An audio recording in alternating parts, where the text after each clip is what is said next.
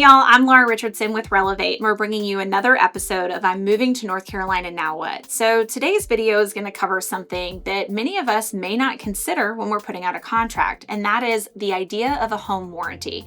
So first of all, what's covered in a home warranty? What is this and who pays for it? So a home warranty is basically a service contract, and it's an agreement that certain maintenance items will be tackled by this covered policy. So who pays for this? It could be either the buyer or the seller. A buyer is allowed to purchase a home warranty while they're under contract at any given time.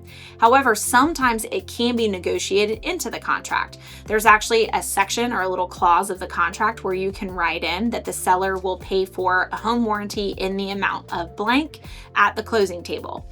Most home warranty policies are anywhere from $500 to about $850. Now again, sometimes they can be more expensive or less expensive. It really depends on the company, but that's kind of the broad range that we see. So what does it typically cover? It could be the HVAC, the water heater, any type of kitchen appliances. Sometimes we see specialty items like pools and things of that nature. So it's really important, little pro tip here, always ask the company, what does this cover and what is typically covered that you do not cover? Because sometimes you don't know what you don't know, right? Just because it's not in there, you wouldn't even think to ask if this was covered. You're just assuming they've got all the intel in there. So do all policies cover the same thing? The answer is no. They vary dramatically from company to company, just like the pricing can kind of vary from company to company.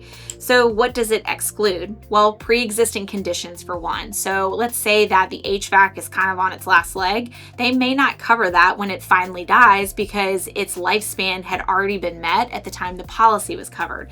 So it's really important that you take your inspection report and kind of make a mental checklist of what items potentially are not going to be covered under this policy that you're now agreeing to pay for.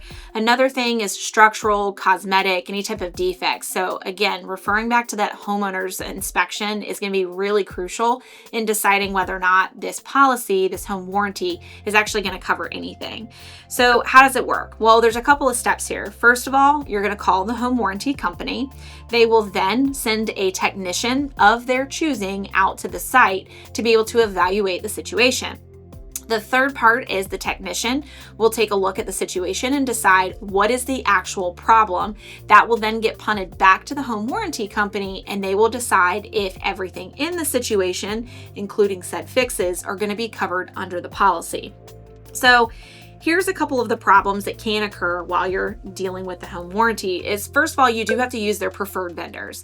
So that means you're on that vendor's time clock. So I have seen situations where sometimes you use the specific HVAC company, but they're not available until, let's say, the middle of next week. It's the middle of July. You have no AC, and you're kind of stuck with it because that's the vendor that's covered under the policy, thus your fix being covered.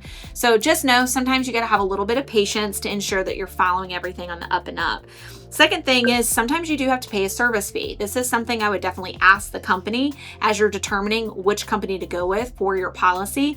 Ask them what charges you're going to incur by calling out any type of technician to resolve and evaluate the problem.